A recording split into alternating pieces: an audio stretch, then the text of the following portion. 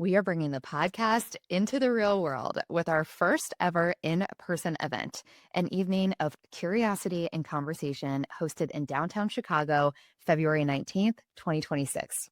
Picture an intimate dinner party stacked with speakers, all guests from some of your favorite episodes, and space to make new child-free friends.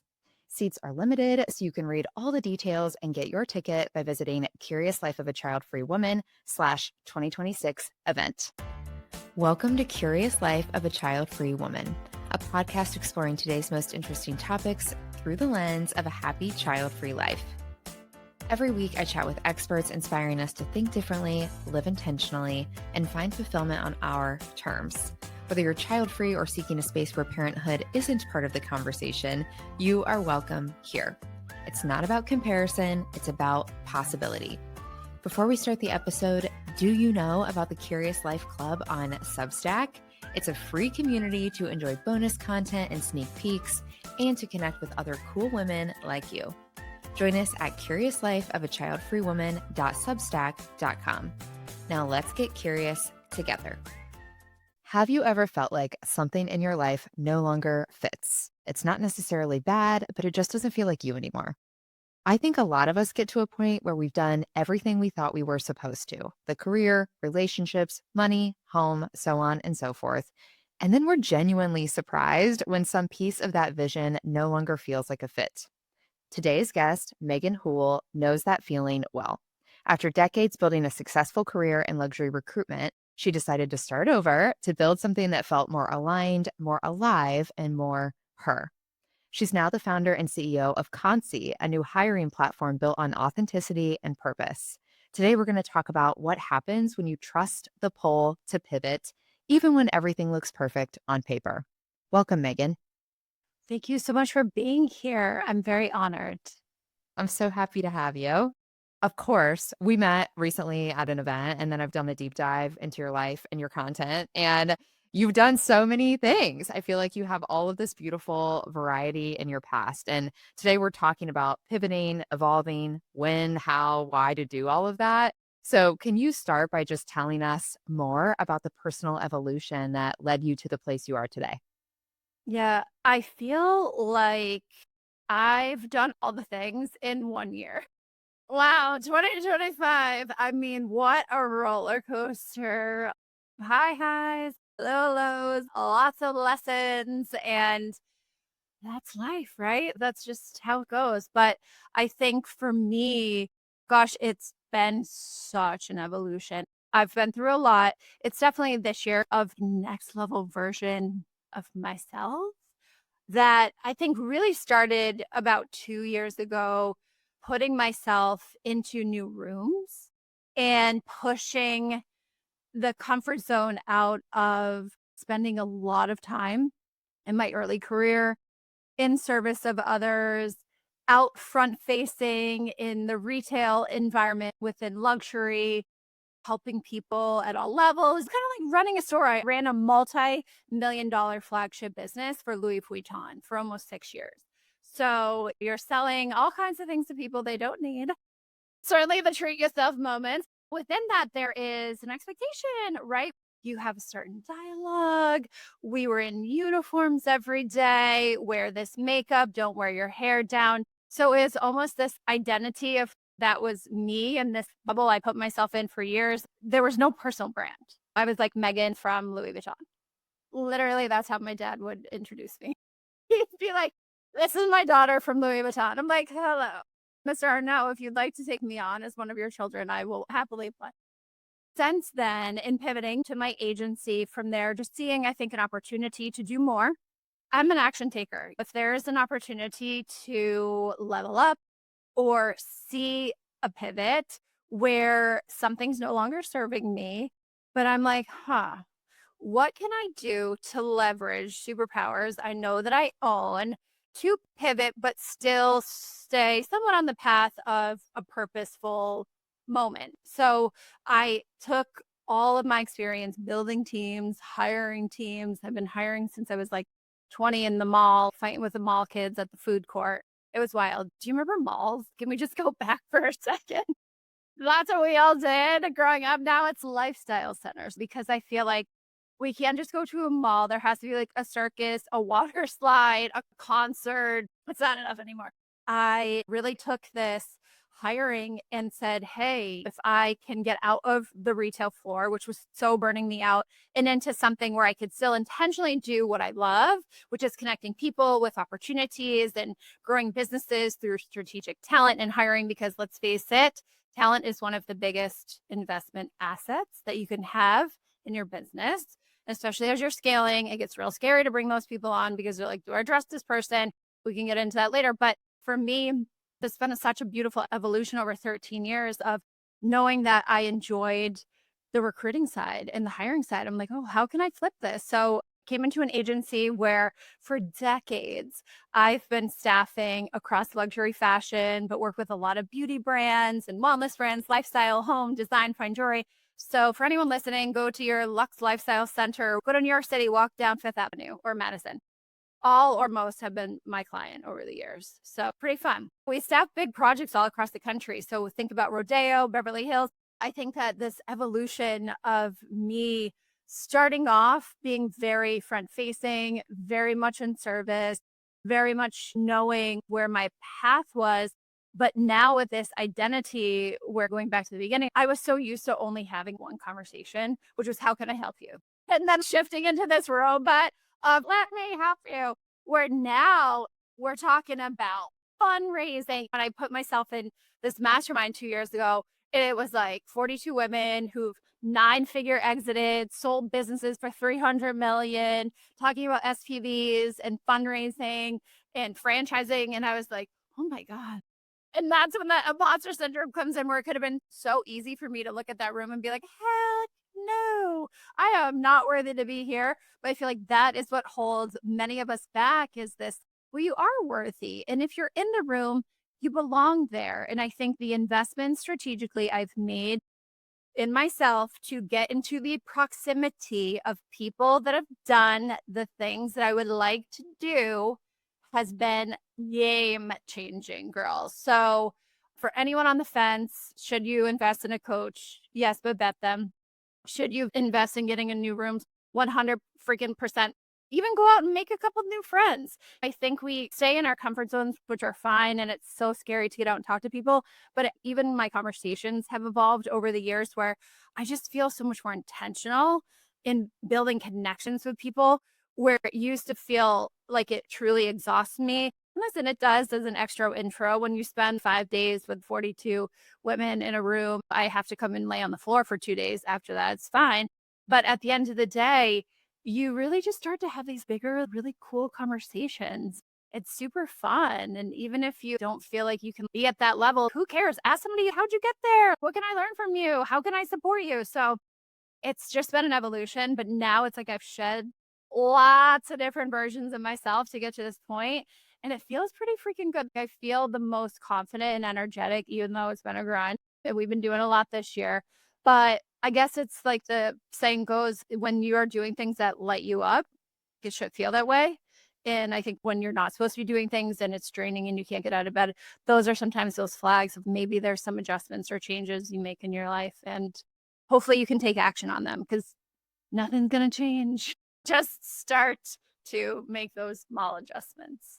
It's great. I love the full story, and I love so much of what you said, and I feel like the action piece at the end there, that's hard, right? If it was simple for us to just say, "Oh, I'm not really inspired by this thing in my life anymore," or "I don't feel like this aligns with my values anymore," or "This isn't making me happy like it used to."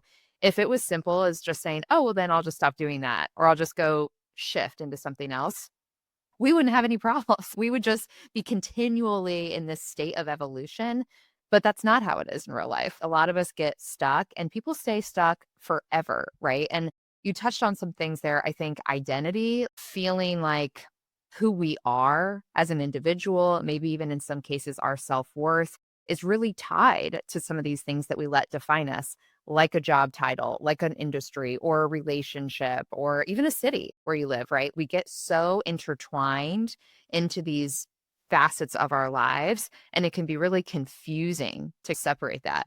So when you were in a place where you're like, okay, I am Megan from Louis Vuitton, period, and I don't really love that anymore, just thinking like, is there more? Could I be doing something different? How did you find the courage to do something about it? Now you'll know, and your listeners will too. Honestly, I just do it. I was raised in the school of hard knocks of I'm just gonna mess around and find out and just do it and try it. I have a really hard time with people telling me what to do. I'm like, don't tell me. But also I'm very open to learning. But I remember it being a day where it was just so chaotic in the store. And if anyone is listening, ever worked in retail, holidays, weekends, Christmas, in Massachusetts, where I am, we have this horrific holiday called Tax Free Weekend, where literally you would think we were giving things away for free at the store to save 5% in sales tax. People wait all year to get the $200 savings on, I mean, Louis Vuitton, they don't discount, never goes on sale.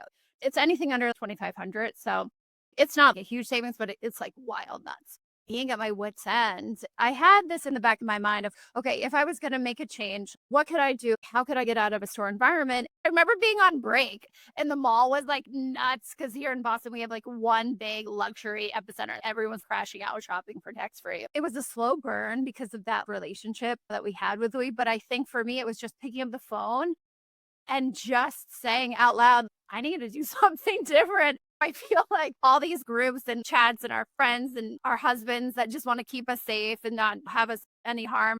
My husband would be like, well, what can I do to help you? I'm like, nothing. It's like, I don't want to see you freaking out. So I'm like, well, let me call somebody that can help me. So really, it was a conversation and almost like 6 months in the making where that's all it took was that phone call and the wheels moving and some conversations. And yeah, here I am. But it was that moment where I just was, this is not it anymore. And also, I had been newly in a relationship with now my husband. I was missing out on stuff where I was like, this isn't my life anymore. Marriage has always been on the table. Kids is another thing. There's a part of my life where I grew up in horrific, horrible boyfriend relationships, trauma, abuse, whatever. Where I'm like, now I have somebody that I really think I want to spend time with. I've worked my whole freaking life, girl. Literally at 13. I'm like, how can I make money to work? Well, now's the time to shift my focus and have a remote job and be able to work from anywhere. So it was so freeing. It took a lot of time to get there. 13 years later, best decision. And now I'm on to a bigger, crazier challenge. But it was just that moment. I feel like sometimes we have that moment and actioning in that moment and taking that fear and just pushing through it. What are you missing out on by not making the phone call? That's so right. Send the email, ruin the friendship. No, I'm just kidding. Maybe. I mean, sometimes, right, things change. I love that you touched on the positive and the negative there. I think sometimes it's out of desperation. You're at your wits' end. You cannot stand this thing anymore, this job. I quit my first career job, which I felt like I was so lucky to get. It was this cool position at Abercrombie and Fitch at their corporate office, retail. And I was on the brand team and I was in my early 20s. They were paying for me to fly all around the world. I would go to the flagship stores on paper. Again, it was so cool. I mean, did you smell like perfume the whole time though? Because Abercrombie, we used to like drive with them in the mall. I worked for Contemo Casual and Wet Seal. So it was like Abercrombie versus Banana Republic versus the Wet Seal Hot Girl store. But I'm like, oh, I still smell the Abercrombie perfume right now. I'm so jealous. That was pristine. I'm not going to go as far as to say it was traumatic, but it was like an extremely toxic job for me for a lot of reasons, but also my self confidence at that time. It was so hard. But I still like when I smell that scent, there's something I'm drawn to it. It's like Stockholm or something. But when I had that job, I ended up quitting with no plan, right? Because I remember I went out to my car. I was working till 2 in the morning at the office, which was not unusual. We worked insane hours, 7 days a week in a row. It was so out of control. And I went to my car, I called my parents, I was crying, and I was like, "I'm just so tired, I just can't do this." My 25-year-old brain was at its limit, and my dad was like, "Why don't you just quit? Honestly, just quit." And just like that little permission, you mentioned other people's opinions, right? And there's a positive and a negative to that too. Sometimes we're scared of what other people are gonna think, and that holds us back. But sometimes when you just have somebody you trust to say, "It would be fine if you just did something else." Or like you said, send the email, "Why don't you try?" That little nudge can be what it takes to do something that feels really bold and big, like quitting with no plan. But it was the best thing I ever did. I'm proud because as a retailer who has heard many stories about that brand, we won't go there, and a documentary that's already out there. I worked with a lot of people very close to there. And then myself, when the company went bankrupt before I went to Louis Vuitton, there was a massive sexual harassment lawsuit. I've been through it. So I know, but that was the early 2000s. Nobody was like Me Too or calling it out. It was like, well, that's what it was. So you quit to get out of that environment. That environment takes years, a very dramatic exit in my old company where the sidekick to the owner was done, slammed the BlackBerry down and called a lawyer. Started everything. I was like, oh, no. But good for you because I feel like, and I coach people through this, and this is what CONCÈ is going to solve. It's these toxic environments where you feel like there is no way out and you suffer through like, well, this is just how it is. And you almost get brainwashed into being, well, if you leave, you're not going to find anything better. And everywhere is like this. And you're like, well, no, it's not. And you're going to be okay. So I'm really proud of you. And I'm glad that you've had supported parents because I mean, I didn't have a ton of mentors growing up, but it's just real scary just to say, "Oh, what's next? No plan. I don't have a job lined up." Sitting in something where it affects your mental health, all the body starts showing up in all the ways. I've had crazy things that have popped up over the past couple of years because of stress. You take care of yourself, everybody, but early on in life, if you can see that and figure it out, that's a gemstone. A lot of people don't get there until later on in life, and they have some really heavy stuff to work through because of it. Especially applies to work. I mean, financially, we're all fueled by something. Whether you're a corporate it girly or you're an entrepreneur, we're hustling and money making in some way, shape, or form. So I'm proud of you. That's not easy. Thank you. I'm proud of you too. We're still standing and looking amazing. That's right. Things are better than ever, and it always works out. There are the tangible risks, right? There's finances, is exactly what you said. We get in our heads and think like, "I'd be an idiot to step away from something like this." Again, whatever it is, job, relationship, we just get so locked in. But I do think a big layer of it is ego. To know that you have to tell your friends the next time you meet for cocktails or tell your partner, "I am not doing this anymore. I'm making this change," especially when the thing looks good on paper and you know that everyone's gonna be like, why? What are you thinking? It's so hard to face that. Have you had to deal with any of that as you've made shifts? Oh, yeah. I mean, when I was calling my parents in the bathroom on break at Louis Vuitton, I was like, I think I'm going to do recruiting. They're like, wake up and call us back. Take a breath. But again, I was brought up in this climb the ladder, climb the ladder, climb the ladder, chase the big shiny jobs, especially in retail. When you get to Louis in that top tier, I quantum leap. I was working for a brand that was a multi vendor, elevated contemporary fashion. Think about, oh my gosh, if we remember True Religions, Jessica Simpson with the low rise jeans, which now are back, Rockin' Republics, which I feel like they sell at Kohl's. We were this epicenter of the it fashion, like Gwen Stefani and her lamb bags. So almost like an intermix on steroids before its time. So very curated, multi-designer, which coming from contempo casual wet sale, I was selling $12 flammable club tops.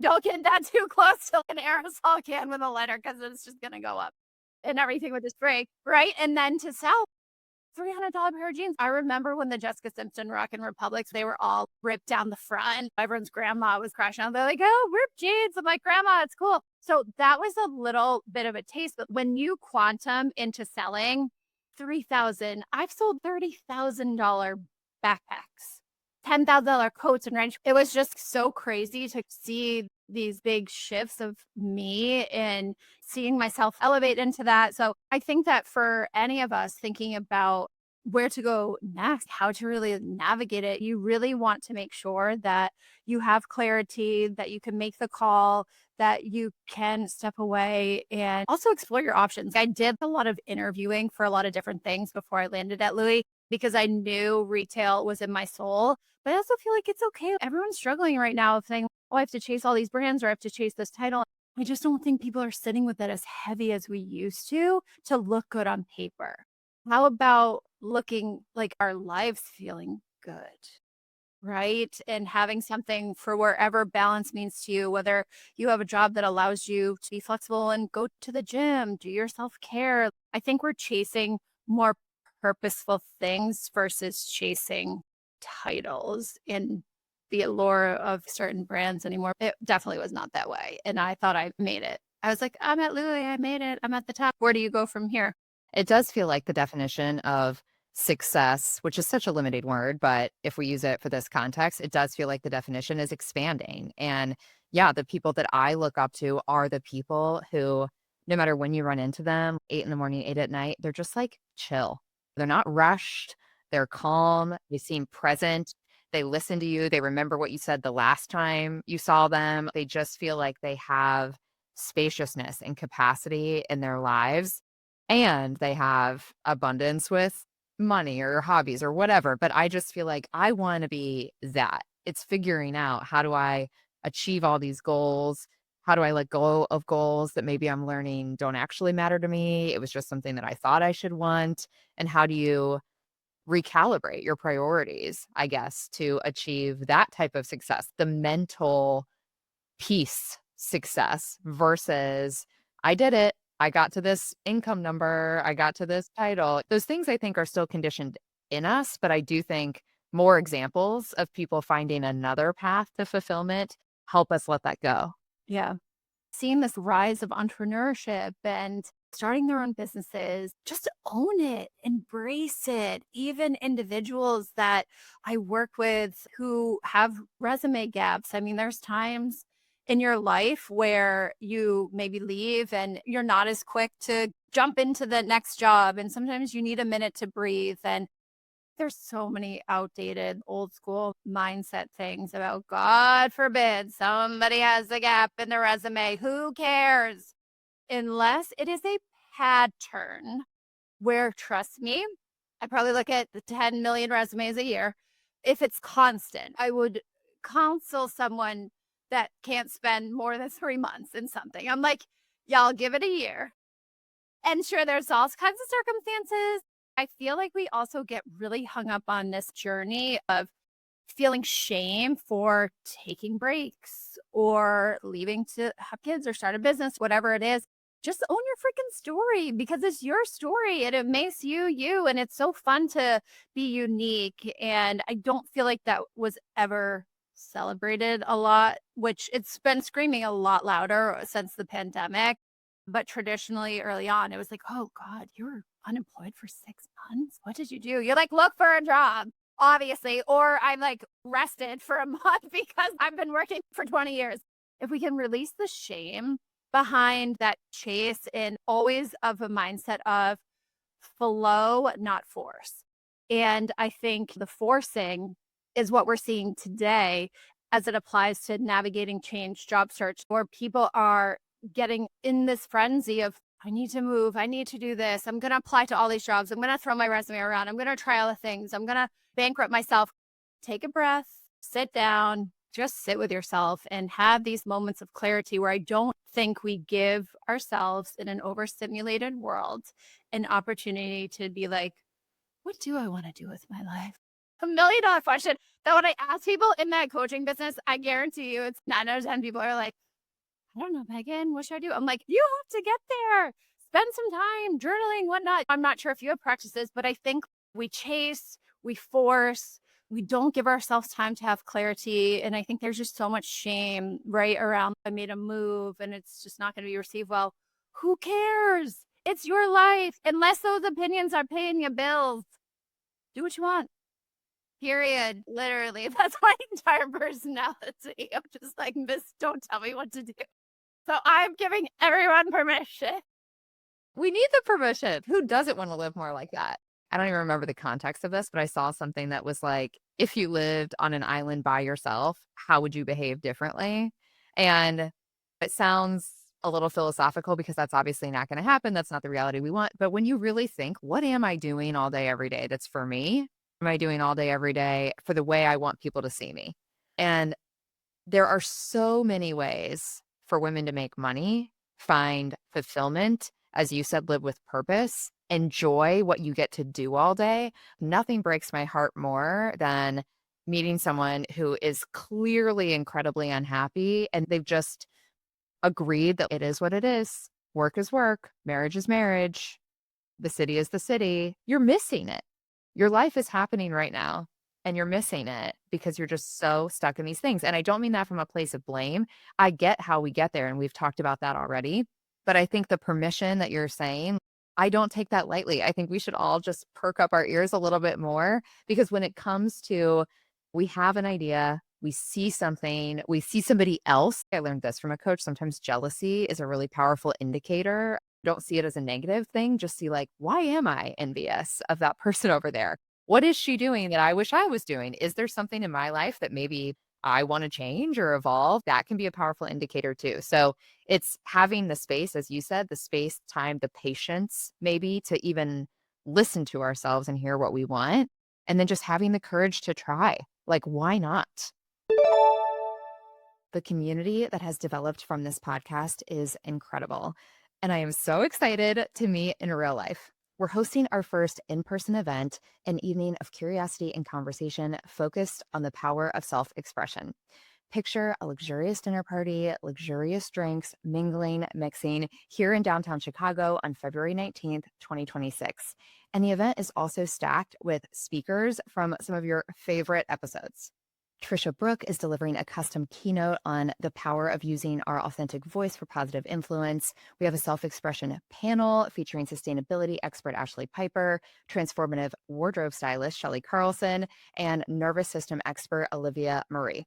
The event is going to be kicked off with an intention setting meditation hosted by Nadine Cherry. These are the voices we already love, and now we have the opportunity to meet face to face.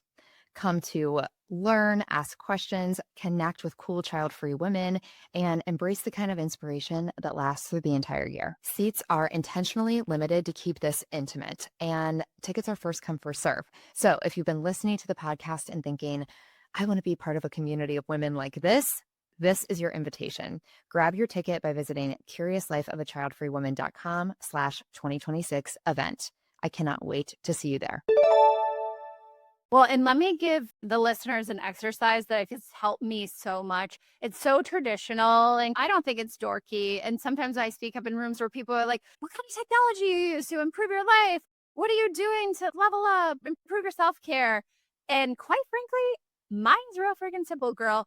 Every morning, have a gratitude journal. And it literally can take 2 minutes to sit down, whether it's I'm so grateful for a slow morning. I'm so grateful I get to enjoy this amazing coffee, or I'm so grateful I'm going to Hawaii next week or whatever. It's like we can't ask for more if we are not already in gratitude of what we already have and potentially what's already going well. And I will tell you, my friends, a piece of paper and a writing instrument, not your phone, write it out. Take a moment on some of the toughest days. Sometimes I'm just like, I have a healthy body. I'm so grateful for that. I can go to the gym today. I'm grateful for that. I tore my ACL years ago and it took a year to learn how to rewalk. I lived in so much gratitude for my body and healing, especially from an injury like that, where it's like, yeah, you really have to relearn that and lifting or running. I mean, it took me a year to get back. For someone super active, that was a really big hit for me. So I would say sit down. Maybe it's just one thing that you're grateful for today. And I think that that is a very powerful tool when we sometimes get into these moments where you're in a bad situation or something is really tough you got to work through. We know it's not going to happen overnight, but I will tell you these like little mindset shifts and doing some type of an environmental change, whatever you can. If it's maybe a chaotic house, go for a walk. I think there's so many free 99 access things that we can do that still can enrich us and reset us. I just try to keep it simple because again, we're just so overstimulated. I don't want to watch a master class. I don't want to listen to the Calm app. I have this great little book by, I think it's Brianna West, The Pivot Year. I read a page out of that. It's like weird on the days where I'm just, universe, tell me what I need to hear. I'll flip through the book and almost divineness. I'm very woo woo now, you know. I'll turn to a page and it is exactly what I need to hear. So try it out. Try some very low hanging fruit things that enrich your mindset because that's what it all starts with. I've actually started getting up every day and be like, it's going to be a great day. Everyone's saying no to you. You're crashing out. Your tech doesn't work. I'm like, it's going to be a great day. And It is because you decided that it was going to be. And it's the things that come to us and how we react to them is what allows it maybe not to be. It takes a minute to get there. I totally agree. I'm glad you shared this because we talked on this show before. Sometimes it's like the more simple the solution, the more resistant we are to it because we're like, well, I better hire an expensive meditation coach. Well, maybe start by just saying today's going to be a great day. And I do that too. I've noticed the more stressed I am about the day, the more I wake up and really try to put an intention like, it's going to be a great day. Let's look at what you're stressed about. Okay, these are all things that you wanted. You called this stuff in. You have an overabundance of things that you were asking for. Do we need to be stressed about this or can we try to be excited about this? I'm so with you. I think it makes a huge difference. And that reminder, the gratitude practice, and that book, thank you for sharing. I feel like we all need hints to just prioritize this stuff. It doesn't have to take long, but it can set the whole tone. It does. And I think if you can collectively build more confidence in your own personal resilience and knowing how to manage that chaos, I think sometimes it becomes a lot clearer of that, oh, this isn't serving me, or this actually is a better boundary I need to set because now you're giving yourself a little space to start a practice of what is intentional for you that's meaningful or something that you want to hold as a ritual. And it can be so small as a morning ritual. Then think about when you get excited when something comes in and wrecks your morning ritual. This is like, no, I'm not going to say yes. I'm not going to open my email the minute I open my eyes. There's these little mini resets. And again, have it stay time, but keep it simple. And quite frankly, you start looking forward to it on the days, especially that can feel really tough. And just go easy on yourself. Give yourself space and grace. We do not have to be 110 all the time, but I understand it's a societal thing now too, where it's just like the constant. Get off of Instagram. Stop doom scrolling. Yes, social media is a distraction. At worst, it's like a toxic disaster. I know. Well, just like you, and we have so many accomplished friends. I mean, especially on the days where I'm feeling like Oscar the Grouch in a trash can, I'm just like, oh my God, this person just got a brand new corporate job and that's a huge deal, or this person just got their fundraising. And I'm like, get off the phone, Megan. Shut it down. Put it away. Go for a walk. Go read a book. Perfect advice. We all need it. It does help. And I appreciate you just normalizing. We all feel that, right? The most confident, accomplished among us. And you're right, we do have a lot of very accomplished friends, which is amazing. It's a joy to be in their presence and inspired by them. And also, even the most accomplished one of them, right? Everybody has a moment where they're like, am I behind? Should I be doing something different? All that crap just gets in the way. And I want to talk about that in relation to your pivot because you've done something really exciting. You're a tech founder now.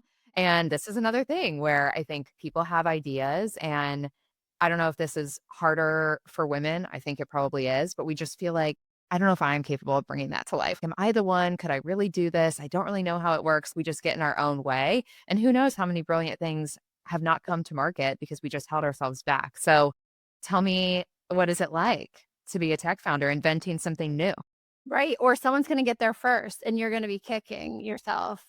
Okay, Sarah Blakely, I used to wear my tights, underpants, and pad Spanx early on. I don't know if you remember these, but remember you used to buy hosiery, the little egg cartons? And I remember there was this Hanes hosiery that was the Skims of its time. I was like a turkey wrapped in ham. I couldn't even get them on, but they made your legs look like so slim and slick in college. I was like, yeah, I'm hot. So I would literally get those hosiery, oiling myself up to get them on. But at the end of the day, that was not my path. I mean, it's like you see all these people, "Yeah, I'm such a great idea." And some people are super innovative and can crush it, or they have always these white space opportunities where it's just like divine timing. And then they're like, hey, you want to do this together? And then they invent the next X, Y, and Z. And I'm like, oh, wow. For me, I would say anyone sitting with something, it's like, what are you really, really great at? Or what's something that you love in your soul that there could be a problem that you're seeing in that certain industry, category, service, situation? And what's driving you crazy about it? And how could you solve it? Or how would you do it better? And Listen, we all are going to have competition, everything. There's a million tech things out there and ATS systems, but at the end of the day, too, nobody's you. And I think bringing that credibility of an expertise or passion or something you've been doing for years to see it, to recognize it and be like, I can solve for that. I mean, it took me 13 years and really through the pandemic to be like, wow, hiring is out of control. And the software systems that we have for hiring are just built for the masses. It's all about volume. And then there's these plugins where you have other tech solutions that manage workflow. You have 6 or 7 different softwares plus an Outlook email and then Calendly and all the things. So for really one hire, you're probably using multiple different variations to get somebody booked, move them through the interview process or not. A lot of people are just like, whatever, email, just move along. And it's just so unorganized. And for me, I was manually managing it on the client side, interviewing, sending resumes, setting up interviews, all manual. Sometimes we have over 20 projects. And a lot of times per one project, we'll have 5 to 10 to 30 send outs, which means that we are taking 5 to 30 resumes, sending them to clients. They send them back. We want to see these people. I mean, you can probably already imagine the back and forth. Then you got to get in touch with the candidate. So I'm like, wow, this is crazy. And there's no one really collectively helping companies navigate an interview process from start to finish under a tech stack to keep them organized. And then on the job seeker side, the masses, the volume this year, just 75% of people that apply to jobs have no business applying, but there's no regulations on who can apply to what, where. So you have all these qualified individuals really looking for meaningful job moves that are writing the cover letters and trying to fix their resume for ATS systems and keywords, really putting so much effort hiring me as a coach. Megan, help me. And then you have bots and people that shouldn't apply that are just muddying it up. I work with some of the top beauty brands, top icon, celebrity founded beauty brands in the world. And one of the biggest, if she posted a job, I mean, literally, it's just LinkedIn shuts down. But I was working with them in consulting and I had posted a job for New York City, a marketing manager, all these very specific criterias. In 7 hours, I got 700 resumes. And I know I had to literally show my email down. And I had people applying from Colorado, fitness trainers. And it's fine because there's this shoot your shot moments, but not when it's just unhinged. I've seen companies, small businesses, individuals going back to talking about how talent is one of the biggest assets of your business. It's also the most expensive, and it's also really expensive when you do it wrong. Trying to bring somebody in, train them, and they're like, I don't really like this, or they're bad at egg, and then they wreck your whole ethos of your brand. And that's a whole nother thing too. So I think that for me, collectively, over the past 2 years, I mean, I said it out loud in a mastermind where I just felt so inspired, the one where I showed up in the room with 42 women. But in that mastermind, I was like, I want to take on LinkedIn. I want to do it. I know. And I have my book still, and they actually have it on recording because we went around at the end and they're like, what are you doing? It'll be my founder story, right? I'm like, I'm going to take on LinkedIn. And then fast forward, see you in a few years when we get acquired by LinkedIn. And then we'll listen to this podcast now. But I think that writing that big delusional dream down, but then you reverse engineer. You're like, cool. Okay, how do I do this? So what I will say is at first, you have more people in your network that can support you more than you know. And I think a lot of us get real nervous to ask for help or you're unsure or whatever. And I just started saying, okay, if I'm going to do this, I probably need somebody that can help me design the website and design the UX, UI, and all the tech. Who do I know? Starting with some low hanging fruit and just asking people in that zone of genius of, hey, can you help me? I have this idea.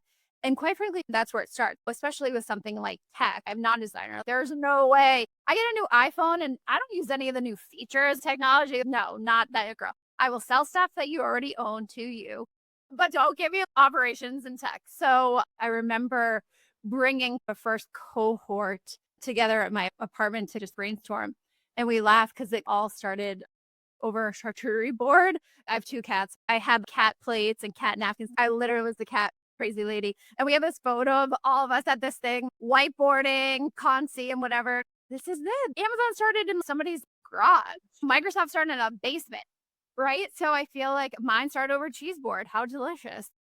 It's more high end already than a garage. Now all you guys know it's not sexy. Being inspired by people that have these creative agencies and whatnot, there is this rise because I think through the pandemic, people have leaned into superpowers and saying, I can monetize this. I want to help people build brands. I want to help people build websites or whatnot. There are a lot more resources, I think, more than ever of finding those individuals, but you have to be real careful. I mean, you have to do the vetting. You have to make sure deliverables and milestones and things are aligned. You have to be ready to spend a lot of money and make mistake and basically light money on fire, which does not feel good. No good story of a brand that started off as we had all the cash in the world. You know what I mean? You do it and you figure it out. It's freaking scary. And for someone who on the agency side manages a business where I'm 100% commission, checks come in and out. It's like being in real estate. You land a big thing and you get paid whatever, and then maybe you don't get paid for another couple months. That in itself is being a money mindset, scarcity mindset moment. But then couple it in with every paycheck coming in, you see your bank account being at a certain level, and now it's not that way. And just like the job titles, but it's a purpose. And my thing is, if you're going to start it, find something that you can solve for, that you're an expert in an area, in a zone of genius that you're seeing a problem that you can tackle, or something that you are just so passionate about, and just start. And I think that that's all you can ask, and just don't give up. I mean, I believe that I've had a lot of moments, even earlier today, I'm like, what am I doing here? There's a massive problem. Nobody's touching it. We're going to get there first. Sure, there's other ATS systems and workflows, but when you think about CONCÈ, it's a luxury, almost like a concierge experience as it applies to hiring and recruiting. Because let's face it, it's AI powered. We have proprietary matching engines. So think like Raya for hiring, matching and vetting in this private community. But AI cannot replace a process that is solely built on delivering a human experience to a human, that person you're going to hire. So we can use AI, agentic AI, all AI for data, for simple tasks. But as humans, we should be controlling the tech, not the other way around. So as people will push back, and sure, I think at some levels, for instance, like Tiffany and Company, a client one, they'll maybe have to hire 100 people for a holiday and things like that. These agent videos and things where you can video people, interview people fast, qualify them fine. But any good streamlined process, you're talking manager to C-suite, these are six-figure salaries. These are people that are going to be leading global billion-dollar businesses. If we start at that level, having AI agents brokering conversations, we're seriously in deep trouble. So I will fight the machines all day. Humans behind them should know how to navigate them, but it cannot fully replace this process, and it shouldn't.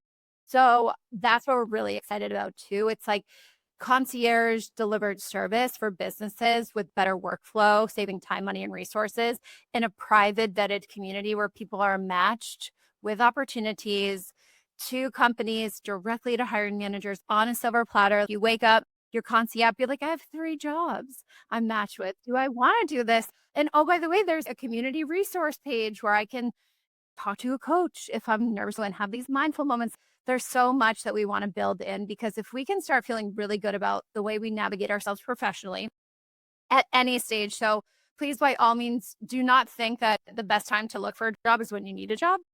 We need to start getting into a community, because everyone right now is screaming into the void or begging recruiters to talk to them. And it's not reciprocal. A recruiter's not going to take your call unless they have a job for you. It's just how it is. Unless you're really well connected, they'll give you 10 minutes. What do you want to do? Imagine if I took those can we catch up calls all day. I definitely would not have a tech company for free 99. And you're saying the same thing to everybody, all this. So that's why I built my coaching business. So I feel like a resource center.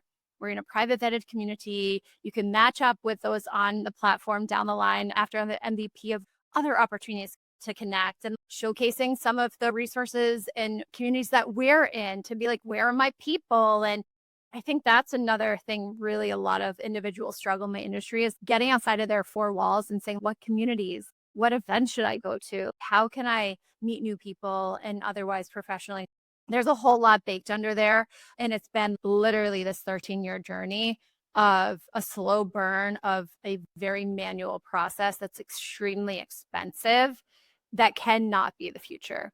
And it won't because Consi's here. We'll see how it goes. We're creating because we want to solve a problem that really can be deeply emotional and truly affect people's lives as it applies to navigate job search, just like when you made that call in your early 20s of what's next. I mean, there's livelihoods, households, everything that's on the line when you're not making money or you're feeling like you're not getting any momentum. Nobody's seeing me. I haven't had interviews in 3 months. I feel for these people as an empath, eldest daughter, firstborn, type A Virgo. I also want to save you.